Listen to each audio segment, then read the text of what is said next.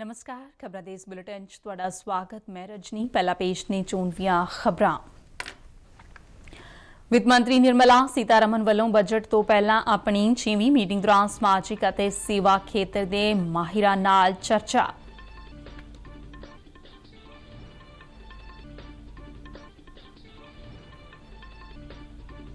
विदेश मंत्रालय अनुसार म्यांमार विच नौकरी का झांसा दे के फसाए गए 200 भारतीय नागरिकों को बचा लिया गया है।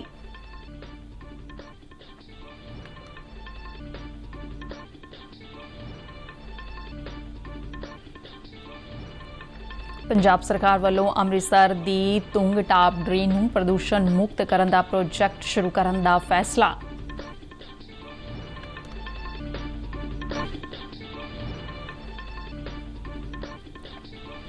भारत और न्यूजीलैंड विचाले पहला एक दिना क्रिकेट मैच ऑकलैंड विच जारी। लड़ी दे सारे मैच डीडी स्पोर्ट्स ते देखे जा सकणगे। हुण खबरां विस्तार नाल। केंद्रीय वित्त मंत्री निर्मला सीतारमण ने अगले साल 1 फरवरी को पेश किए जाने वाले केंद्रीय बजट तो पहला शुरू कीतियां गईयां बजट मीटिंगां दा सिलसिला कल भी जारी रखदियां अपनी 6वीं मीटिंग विच सेहत, सिक्ख्या, पेंडू विकास, जल अते स्वच्छता समेत समाजिक खेतर दे माहिरां नाल सलाह मशवरा कीता। उन्हां दी प्रधानगी विच हुई इस मीटिंग विच वित्त राज मंत्री पंकज चौधरी अते डॉक्टर भागवत कराड़ ने भी शिरकत की। वित्त सकत्तर डॉक्टर पीवी सोमनाथन, मुख आर्थिक सलाहकार डॉक्टर अनंत नागेश्वर ਅਤੇ ਹੋਰ ਸੀਨੀਅਰ ਅਧਿਕਾਰੀ ਵੀ ਇਸ ਮੀਟਿੰਗ ਵਿੱਚ ਮੌਜੂਦ ਸਨ। ਇਸ ਤੋਂ ਪਹਿਲਾਂ ਵਿੱਤ ਮੰਤਰੀ ਨੇ ਨਵੀਂ ਦਿੱਲੀ ਵਿੱਚ ਸੇਵਾਵਾਂ ਅਤੇ ਵਪਾਰਕ ਖੇਤਰ ਦੇ ਮਾਹਿਰਾਂ ਨਾਲ ਕੀਤੀ ਗਈ 5ਵੀਂ ਮੀਟਿੰਗ ਦੀ ਪ੍ਰਧਾਨਗੀ ਕੀਤੀ ਸੀ। विदेश मंत्री डॉक्टर एस जयशंकर ने कहा कि कोविड महामारी और जलवायु तब्दीली के संघर्ष को देखदਿਆਂ विश्व में मोटे अनाज की सार्थकता बढ़ रही है। मोटा अनाज कौमांतरी वरा 2023 के शुरुआती शुभारंभ नाल संबंधित नवी दिल्ली में आयोजित एक समागम को संबोधन करदਿਆਂ उन्हां एक गल आखी। एस जयशंकर ने खुराक सुरक्षा ते कौमांतरी संबंधां लई मोटे अनाज के महत्व की जरूरत ते जोर दिता। उन्हां कहा कि कोविड के समय नूं विश्व नूं यह याद दिवाया कि महामारी खुराक सुरक्षा उपर किन्ना असर पाउंदी है। इस मौके खेतीबाड़ी मंत्री नरेंद्र सिंह तोमर ने कहा कि खुराक सुरक्षा और पोषण विच मोटे अनाज के महत्व बारे मोटे अनाज बारे कौमांतरी वारा जागरूकता पैदा करेगा। उन्होंने कहा कि मोटे अनाज के उत्पादन विच भारत प्रमुख देशों विचों एक है। भारत में लगभग 16 मिलियन टन मिलेट का उत्पादन हुआ है, जो राष्ट्रीय खाद्यान्न बास्केट का लगभग 5% है। इसमें 9.62 मिलियन टन का उच्चतम उत्पादन बाजरा का है।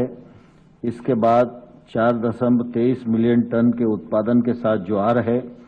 रागी एक और महत्वपूर्ण मिलेट है जो उत्पादन का योगदान देता है और अन्य मिलेट्स का उत्पादन 0.37 मिलियन टन है। कम पानी की खपत, कम कार्बन उत्सर्जन व सूखे में भी जलवायु अनुकूल फसल मिलेट को उगाया जा सकता है।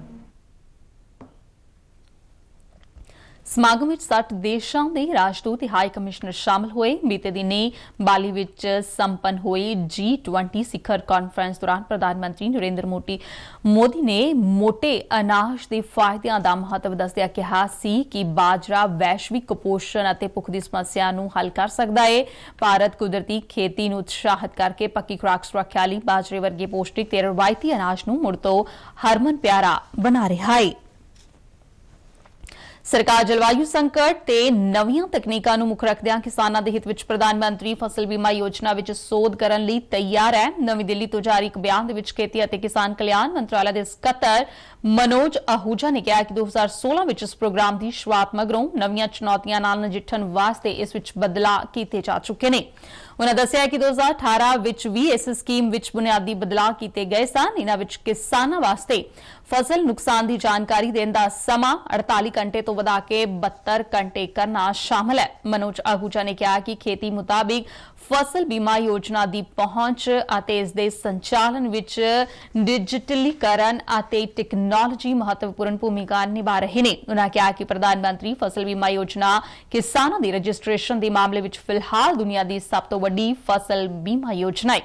ਇਸ ਹੇਠ ਹਰ ਵਰੇ ਤਕਰੀਬਨ 5.5 ਕਰੋੜ ਕਿਸਾਨਾਂ ਦਾ ਰਜਿਸਟ੍ਰੇਸ਼ਨ ਕੀਤਾ ਜਾ ਰਿਹਾ ਹੈ। ਪ੍ਰੀਮੀਅਮ ਪ੍ਰਾਪਤੀ ਦੇ ਮਾਮਲੇ ਵਿੱਚ ਇਹ ਵਿਸ਼ਵ ਦੀ ਤੀਜੀ ਸਭ ਤੋਂ ਵੱਡੀ ਯੋਜਨਾ ਹੈ। विदेश मंत्रालय ने कहा है कि म्यांमार विच नौकरी का झांसा दे के फसाए गए 200 भारतीय नागरिकों को बचा लिया गया है। विदेश मंत्रालय के बुलारा अरिंदम बागची ने नवी दिल्ली विच पत्रकारां नाल गलबात करदिआं कहा कि इन्हां विचों 153 नागरिकों को भारत वापस लिआंदा जा चुका है, जबकि 50 होरनां नूं वापस लिआउण दी प्रक्रिया चल रही है। उन्होंने कहा है कि इसी तरह 108 भारतीय नागरिकों को कंबोडिया तो भी वापस लिया जा चुका है। उन्होंने कहा कि भारत सरकार ने म्यांमार और थाईलैंड के अधिकारियों को अपील की है कि वह नौकरी कारण परेशानी विच फसे भारतीयों को वापस भेजण की प्रक्रिया तेज करने विच मदद करन। उन्होंने कहा कि इन्हां देशां विच पहुंचण ते वीजे की सहूलत सिर्फ सैलानियों लई है, ना कि नौकरी लई उत्थे जाण वाले लोकां लई। कतर विच चल रहे फीफा विश्व कप विच भारत तो फरार हुए जाकिर नायक की मौजूदगी के सवाल ते बागची ने कहा कि यह मुद्दा कतर सामने चुकया गया है। उन्होंने भारत विच धार्मिक आजादी की स्थिति ते अमरीकी अंतरराष्ट्रीय धार्मिक सुतंत्रता कमीशन की रिपोर्ट बारे कहा कि इस विच तथ्यां नूं गलत ढंग नाल पेश किया गया है। भारत ने देश विच जमीन ते ताजे पानी विच रहण वाले कछुए की सुरक्षा बारे अपनी वचनबद्धता दोहराई है। जंगली जीवां अते जड़ी बूटियां दियां खत्म हो रहीआं प्रजातियां बारे अंतरराष्ट्रीय व्यापार संबंधी कॉन्फ्रेंस COP19 की मीटिंग विच भारत ने कछुए की प्रजाति बटागुर कछुगा नूं सुरक्षित कछुए की श्रेणी विच रखण दा मता पेश कीता सी, जिस नूं व्यापक समर्थन हासिल होया सी। वातावरण जंगलात अते जलवायु परिवर्तन मंत्रालय अनुसार COP19 मीटिंग विच हिस्सा लै रहे सारे मैंबर देशां ने जंगली जीवां विरुद्ध अपराध अते कछुए दी गैर कानूनी व्यापार दा टाकरा करन लई भारत वल्लों कीते जा रहे यत्नां दी शलाघा कीती है। जिक्रयोग है कि इस मीटिंग दे संकल्प दस्तावेजां विच इस दे बेहतर नतीजिਆਂ ਦਾ ਜ਼ਿਕਰ भी कीता गया है। पंजाब सरकार ने लुधियाना के बुड्ढे नाले की तर्ज से अमृतसर की तुंग टाप ड्रेन नूं भी प्रदूषण मुक्त करने का प्रोजेक्ट तैयार करने का फैसला किया है। स्थानिक सरकारां बारे मंत्री इंदरबीर सिंह निज्जर ने चंडीगढ़ विच इस प्रोजेक्ट बारे एक मीटिंग की प्रधानगी करदिआं कहा कि सूबे नूं प्रदूषण मुक्त करने लई सारे ही दरियावां, नहरां अते मौसमी नालियां की साफ सफाई ते उचेचा ध्यान दिता जाना समय की जरूरत है। उन्होंने कहा कि तुंग टाप ड्रेन की सफाई के प्रोजेक्ट नूं 3 हिस्सों में वंड के सन्नती, डेयरी और घरेलू रहंद खूंद नूं वक्खो-वक्ख ट्रीट करके ही ड्रेन की सफाई यकीनी बनाई जा सकती है। उन्होंने पंजाब प्रदूषण कंट्रोल बोर्ड के अधिकारियों नूं हिदायत दी है कि जहरीले कैमिकल वाली सन्नती रहंद खूंद नूं ड्रेन विच पैण तो सख्ती नाल रोकिया जावे अते सन्नतां दी नियंत्रित चैकिंग नूं यकीनी बनाया जावे। हौसले ते मजबूती नाल किसी भी मुसीबत नाल नजिठिया जा सकता है। हुशियारपुर जिले के टांडा कस्बे दे अहियापुर दी वसनीक राधिका नरूला इस दी एक प्रतख मिसाल है, जिसने अपनियां किडनियां फेल होण अते उस मगरों किडनी दे ट्रांसप्लांट होण ते नीट दी परीक्षा विच 977वां रैंक हासिल किया है। इस कामयाबी नाल हुण ओ MBBS कर रही है अते अगे समाज सेवा करना चाहती है।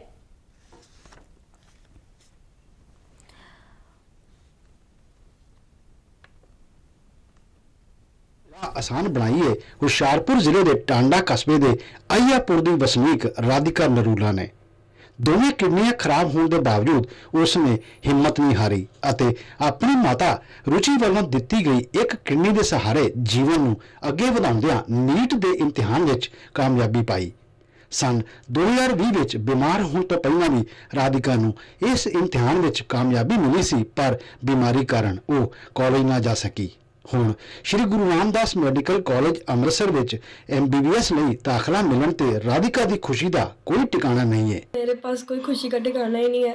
हालांकि बस मैं थोड़ी सी उम्मीद करती, अगर थोड़ी सी मेहनत और की होती तो शायद मुझे गवर्नमेंट सीट मिल जाती और मैं जैसे ज़्यादा खुश होती। अभी भी मैं बहुत खुश हूँ और मैंने 100 डेज पहले तैयारी स्टार्ट की थी। जब मैं तैयारी कर रही थी तो मेरा सर्जरी हुई थी 23 सितंबर 2021 को उसके बाद जैसे सारा टाइम कमरे में रहना, 6 मंथ्स तक मैं रूम में रही हूँ, मुझे बाहर नहीं आने देते थे मेरे पेरेंट्स, अंदर ही रही हूँ, अंदर ही मैंने स्टार्ट किया सब कुछ। और पहले तो मैंने बीच में छोड़ भी दिया था कि हाँ नहीं करना। बाद में अचानक से एक वीडियो नोटिफिकेशन आया था कि हाँ 100 डेज लेफ्ट फॉर नीट। उसके बाद तो ठान लिया था कि बस अब यही करना है। ਆਪਣੀ ਇੱਕ ਕਿਡਨੀ ਰਾਹੀਂ ਰਾਧਿਕਾ ਨੂੰ ਨਵਾਂ ਜੀਵਨ ਦੇਣ ਵਾਲੀ ਉਸ ਦੀ ਮਾਤਾ ਰੁਚੀ ਕੁੜੀ ਦੀ ਕਾਮਯਾਬੀ ਤੇ ਬੇहद ਖੁਸ਼ ਨੇ। ਜਦੋਂ ਇਹਦਾ ਆਪਰੇਸ਼ਨ ਹੋ ਗਿਆ ਤੇ ਇਹ ਕਮਰੇ ਵਿੱਚ ਲੁਕ ਗਈ ਸੀਗੀ, ਡੱਕ ਦਿੱਤਾ ਸੀ 6 ਮਹੀਨੇ। 6 ਮਹੀਨੇ ਅੰਦਰ ਰੋਜ਼ ਇੱਕ ਪੇਜ ਲਿਖਦੀ ਸੀ, ਉੱਤੇ ਆਪਣਾ ਏਮ ਲਿਖਦੀ, ਰੋਜ਼ ਇੱਕ ਪੇਜ ਲਿਖਦੀ ਸੀ, ਉੱਤੇ ਆਪਣਾ ਏਮ ਲਿਖਦੀ ਸੀ। ਔਰ ਮੇਰੇ ਦਿਲ ਨੂੰ ਇੰਨਾ ਹੁੰਦਾ ਸੀ, ਮੈਂ ਬਿਆਨ ਵੀ ਨਹੀਂ ਕਰ ਸਕਦੀ। ਜਦੋਂ ਇਹ ਲਿਖਦੀ ਸੀਗੀ ਕਿ ਮੈਂ ਡਾਕਟਰ बनना वा, मेरा एक सपना वा, मेरे ਨੂੰ ਹੁੰਦਾ ਸੀ, ਮੈਂ ਕਹਿੰਦੀ ਸੀ ਮਾਂ ਮੇਰੇ ਬੇਟੇ ਨਾਲ ਹੋਇਆ ਕਿ ਏਦਾਂ ਕਦੀ ਕਿਸੇ ਦੇ ਬੱਚੇ ਨਾਲ ਨਾ ਕਰਿਓ।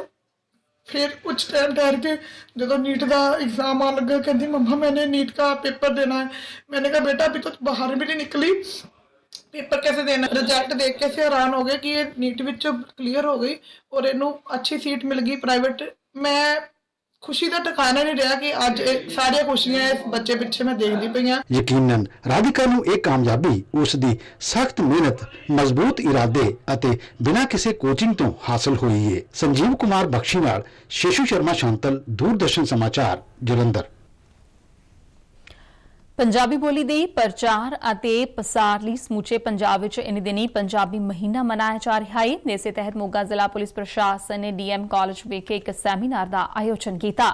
ਡੀਐਸਪੀ ਭੁਪਿੰਦਰ ਸਿੰਘ ਭੁੱਲਰ ਮੁੱਖ ਮਹਿਮਾਨ ਵਜੋਂ ਸ਼ਾਮਲ ਹੋਏ। ਪੰਜਾਬੀ ਅਤੇ ਪੰਜਾਬੀਅਤ ਨੂੰ ਸਮਰਪਿਤ ਇਸ ਸੈਮੀਨਾਰ ਦੌਰਾਨ ਉੱਘੇ ਆਲੋਚਕ ਡਾਕਟਰ ਸੁਰਜੀਤ ਬਰਾੜ ਅਤੇ ਲੇਖਕ ਗੁਰਮੇਲ ਬੋਡੇ ਸਮੇਤ ਕਈ ਮੰਨੀਆਂ ਪ੍ਰਮੰਨੀਆਂ ਸ਼ਖਸੀਅਤਾਂ ਨੇ ਆਪਣੇ ਵਿਚਾਰ ਰੱਖੇ। ਬੁਲਾਰਿਆਂ ਨੇ ਪੰਜਾਬੀ ਭਾਸ਼ਾ ਤੇ ਬੋਲੀ ਨੂੰ ਬਚਾਉਣ ਲਈ ਪੰਜਾਬੀ ਨੂੰ ਰੁਜ਼ਗਾਰ ਦੀ ਭਾਸ਼ਾ ਬਣਾਉਣ ਤੇ ਜ਼ੋਰ ਦਿੰਦਿਆਂ ਕਿਹਾ ਕਿ ਮੈਡੀਕਲ ਸਿੱਖਿਆ, ਇੰਜੀਨੀਅਰਿੰਗ ਅਤੇ ਕਿੱਤਾ ਮੁਖੀ ਸਿੱਖਿਆ ਦੀ ਪਾਠਕ੍ਰਮ ਵਿਦਿਅਕ ਮਾਹਿਰਾਂ ਵੱਲੋਂ ਪੰਜਾਬੀ ਵਿੱਚ ਅਨੁਵਾਦ ਕਰਨ ਮਗਰੋਂ ਠੇਠ ਪੰਜਾਬੀ ਵਿੱਚ ਲਾਗੂ ਕੀਤੇ ਜਾਣ। ਨਿਊਜ਼ੀਲੈਂਡ ਦੀ ਇੱਕ ਵਫਦ ਨੇ ਅੰਮ੍ਰਿਤਸਰ ਵਿੱਚ ਸ੍ਰੀ ਦਰਬਾਰ ਸਾਹਿਬ ਵਿਖੇ ਮੱਥਾ ਟੇਕਿਆ। ਇਸ ਵਫਦ ਵਿੱਚ ਸਾਬਕਾ ਮੰਤਰੀ ਤੇ ਨਿਊਜ਼ੀਲੈਂਡ ਦੇ ਇੰਗਲੈਂਡ ਵਿੱਚ ਨਵ ਨਿਯੁਕਤ ਰਾਜਦੂਤ ਫਿਲ ਗੋਫ, ਨਿਊਜ਼ੀਲੈਂਡ ਸੈਂਟਰੋ ਸਿੱਖ ਐਸੋਸੀਏਸ਼ਨ ਦੇ ਪ੍ਰਧਾਨ ਦਿਲਜੀਤ ਸਿੰਘ ਅਤੇ ਸੁਪਰੀਮ ਸਿੱਖ ਸੁਸਾਇਟੀ ਦੇ ਸਕੱਤਰ ਰਣਬੀਰ ਸਿੰਘ ਲਾਲੀ ਵੀ ਸ਼ਾਮਲ ਰਹੇ। ਸ਼੍ਰੋਮਣੀ ਕਮੇਟੀ ਨੇ ਇਸ ਵਫਦ ਨੂੰ ਸ੍ਰੀ ਦਰਬਾਰ ਸਾਹਿਬ ਦੇ ਸੂਚਨਾ ਕੇਂਦਰ ਵਿੱਚ ਸਿਰਪਾਓ ਦੇ ਕੇ ਸਨਮਾਨਿਤ ਕੀਤਾ।